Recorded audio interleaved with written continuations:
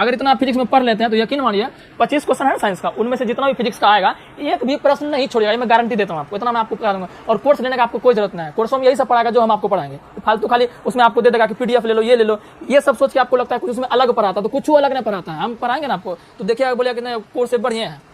तो देखिए भैया आपका बीएसएससी इंटर लेवल का वैकेंसी आ चुका है। बहुत ज़्यादा इंतजार था सभी को, क्योंकि जिनका भी सिलेक्शन रेलवे एनटीपीसी और ग्रुप डी में नहीं हुआ था उनका बस यही इंतजार था।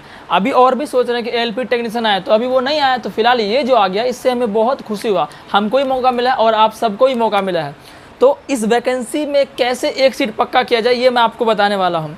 मेरा नाम राजकुमार है और मैं वर्तमान में रेलवे में सिलेक्टेड हूँ पॉइंट्समैन के रूप में दक्षिण भारत में, ठीक है। तो मैं आपको बताऊंगा कि बीएसएससी में एक सीट पक्का आप कैसे करें। अब पढ़ना कैसे, सबसे ज़्यादा इंपॉर्टेंट ये है, आप कोर्स खरीदेंगे, क्योंकि जैसे वैकेंसी आता है बहुत सारे टीचर डेली कोर्स लॉन्च कर देते हैं, है ना। देखिए बीएसएससी इंटर लेवल आपका टोटल 11,098 वैकेंसी है, ठीक है ना। इनमें से मेरा जो ड्रीम पोस्ट है ना वो है राजस्व कर्मचारी या पंचायत सेवक, इन्हीं दोनों में से, और इन्हीं दोनों का सीट जो है सबसे ज़्यादा। मैं आपको ये नहीं बताऊंगा किसका कितना सीट है, सिर्फ मैं दो को बता दिया, राजस्व कर्मचारी और पंचायत सेवक का, यही सब लोग का लगभग ज़्यादा जो है रहता है, मतलब इनमें हमको ज़्यादा पैसा मिलेगा, ये सब जो भी है आपका सब जानते हैं ना। तो एक सीट किसी भी कीमत पर इसमें हमको पक्की करना, चाहे इसके लिए जो करना पड़े, और मैं आपको करवाऊंगा, साथ साथ मैं भी करूँगा, आपको भी करवाऊँगा, है ना। तो देखिए इसका डायरेक्ट हम सिलेबस जांचेंगे, कोर्स खरीदने का किसी टीचर के पास कोई ज़रूरत नहीं है, हम आपको उतना तैयारी करवा देंगे कि आप उसी से पढ़ के जो है बढ़िया से आप कर लीजिएगा, है ना। तो कोई ज़रूरत नहीं कोर्स करेगा, पहले आप सिलेबस देख लीजिए। देखिए इन्होंने सीधा पहले बोल दिया, पहले हम देख लेते हैं सिलेबस के बारे में, है ना। सिलेबस के बारे में देख लेते हैं।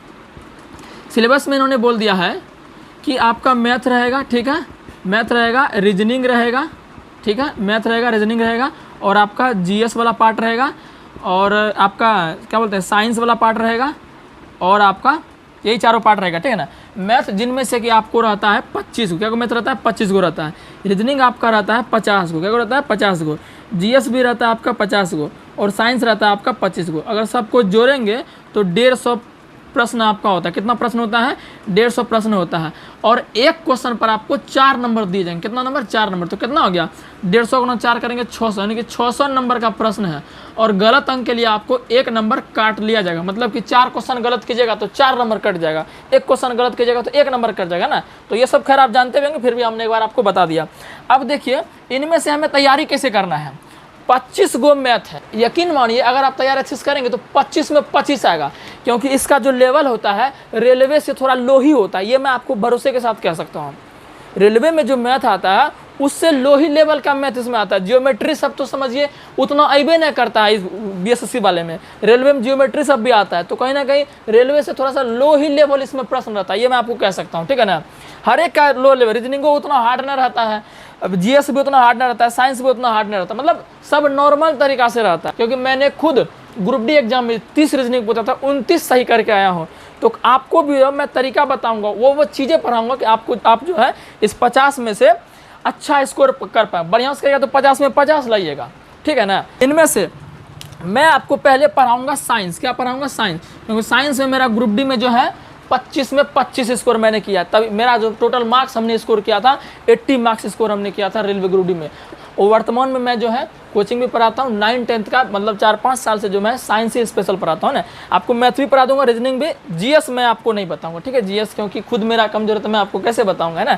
जीएस मैंने हो गया, जीके आएगा, इसमें करंट अफेयर्स आएगा, स्टैटिक जीके आएगा, ये सब मैं आपको ये नहीं पढ़ा सकता क्योंकि मुझे खुद इतना नहीं आता है। बाकी मैथ रीजनिंग साइंस, इसी के बदौलत मैथ रीजनिंग साइंस, इसी के बदौलत आपका रिजल्ट बनेगा। यही तीनों मेन हथियार है।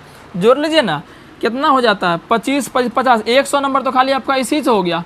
मैंने 100 सही, मैथ में 25 गो, रीजनिंग में 50 गो, साइंस मेन चीज़ तो 100 नंबर यही से हो गया। अभी जो जीएस आपको 50 दिख रहा है, इसमें कितनों अगर कमजोर विद्यार्थी होगा, जिनका मतलब कमजोर विद्यार्थी कहने का मतलब हो गया कि कितना भी जीके उसका कमजोर होगा, फिर भी वो 25 तो आराम से सही करेगा, 25 तो आराम से। और 25 आराम से कितना हो गया? 125 हो गया। और हो सके आपका जीके ठीक हो, हमें क्या पता, किसी का ठीक हो सकता है, किसी का नहीं। हमारा ठीक नहीं है तो हम उतना स्कोर नहीं कर पाएंगे, लेकिन फिर भी प्रयास करेंगे अच्छा करने के लिए। लेकिन इधर जो आपका जो है मैथ है, रीजनिंग है, साइंस, इसमें तो फुल में फुल स्कोर लाएंगे, किसी भी चाहे कुछ हो जाए, इतना मेहनत करेंगे कि।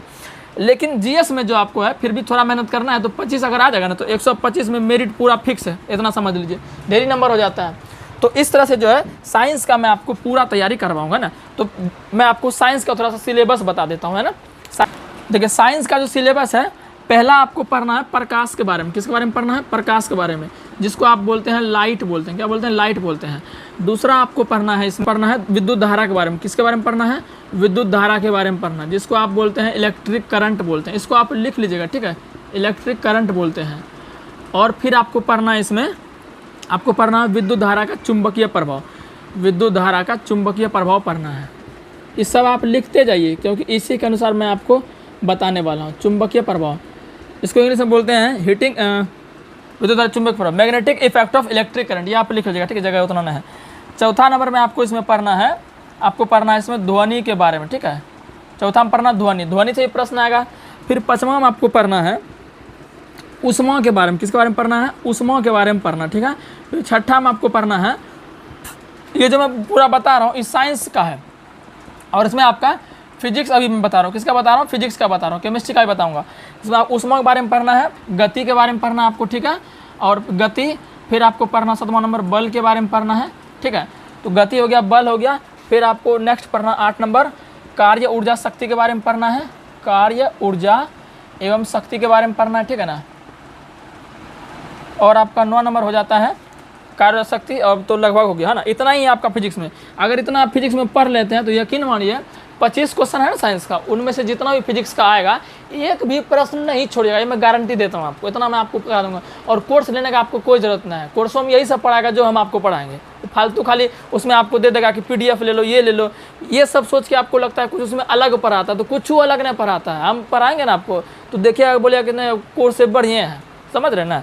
तो ये आपका फिजिक्स में हो गया। अब बात करते हैं सर केमिस्ट्री में क्या क्या पढ़ना है। केमिस्ट्री में देखिए, केमिस्ट्री में आपको क्या क्या पढ़ना है। केमिस्ट्री में आपको सबसे पहले पढ़ना है कुछ इम्पोर्टेंट अभिक्रिया है, कुछ महत्वपूर्ण अभिक्रिया के बारे में पढ़ना है, कुछ महत्वपूर्ण अभिक्रिया के बारे में पढ़ना है, ठीक है। और उसके बाद आपको पढ़ाएंगे अम्ल क्षार पढ़ाएंगे, ठीक है, अम्ल क्षार लवण, अम्ल क्षार लवण, ये सब लिख लीजिए आप। ये सिलेबस बता रहे हैं, आपको जल्दी कोई नहीं बताएगा। अम्ल क्षार लवण के बारे में पढ़ना है। फिर इसमें पढ़ना है धातु और धातु के बारे में, ठीक है, धातु और धातु, और थोड़ा सा उपधातु भी देखो, छोटा होता है उपधातु, उसको नहीं लिखें। चौथा आपको पढ़ना है इसमें क्या कहते हैं, कार्बन तथा उसके यौगिक, कार्बन तथा इसके यौगिक, इसके बारे में पढ़ना, ठीक है, इसके यौगिक के बारे में पढ़ना है। फिर आपको पाँचवां पढ़ना है, आपको पाँचवां पढ़ना है इसमें तत्वों का आवर्त वर्गीकरण, तत्वों का आवर्त वर्गीकरण पढ़ना है, आवर्त वर्गीकरण। तो ये आपको इतना चीज़ पढ़ना है केमिस्ट्री में। अगर इतना चीज़ आप पढ़ लेते हैं केमिस्ट्री में। अच्छा और भी बता देते हैं, छठा आपको पढ़ना है, जैसे कि आपका हो गया परमाणु के बारे में पढ़ना है, परमाणु अणु आयन के बारे में पढ़ना है, परमाणु अणु आयन के बारे में पढ़ना है। ये सब चैप्टर आप लिख लीजिए, ठीक है। परमाणु अणु आयन, ये परमाणु अणु आयन में आपको बता देंगे, परमाणु संरचना बता देंगे, ठीक है। तो इतना सब चीज़ आपको जो है केमिस्ट्री में पढ़ना है, ठीक है ना। तो ये केमिस्ट्री का सिलेबस हो गया। अब हम लिख देते हैं बायोलॉजी का, इसको आप स्क्रीनशॉट लीजिए या उतार लीजिए। अब देखिए बायोलॉजी का क्या सिलेबस आपको है, बायोलॉजी का आपको सिलेबस बताते हैं। सबसे पहले इसमें छोटा जो बायोलॉजी का जन्म लेता है कोशिका से पढ़ना है। कहाँ से पढ़ेंगे? कोशिका से पढ़ेंगे। फिर दूसरा पढ़ेंगे इसमें ऊतक के बारे में पढ़ेंगे, क्या पढ़ेंगे?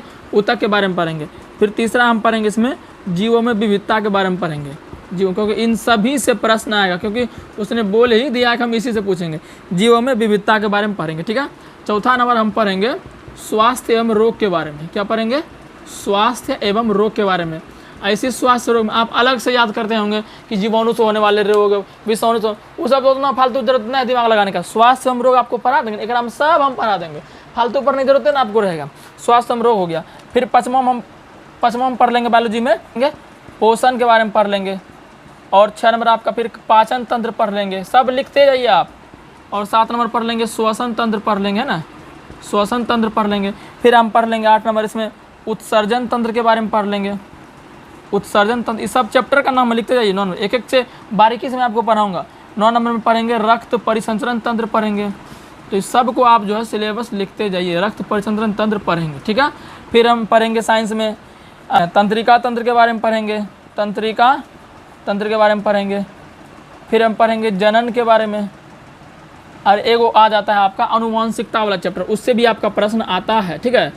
तो इतना अगर पढ़ लीजिएगा ना साइंस में, बायोलॉजी में बोल रहे हैं, तो मजा नहीं है कि बायोलॉजी से एक भी प्रश्न आपका इधर उधर हो जाए, ठीक है ना। तो तो ये पूरा हमने आपको साइंस का सिलेबस जो है बता दिया। अगर आप स्कोर करना चाहते हैं साइंस में 25 में 25 और आपको करना ही होगा, अगर आपको एक चीज़ पक्की करना है तो आप हमसे पूरा पढ़िए।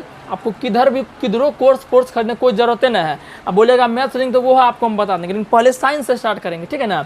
मैथ्स रीजनिंग आपको हम बता देंगे, ठीक है। तो अगर आपको ये हमारा प्रयास अच्छा लगा होगा तो चैनल को सब्सक्राइब जरूर कीजिएगा। और हम कल से ही जो है साइंस स्टार्ट करने वाला है, एकदम बेसिक थ्योरी, एकदम बाहर नहीं जाने वाला है। और थ्योरी कंप्लीट करवा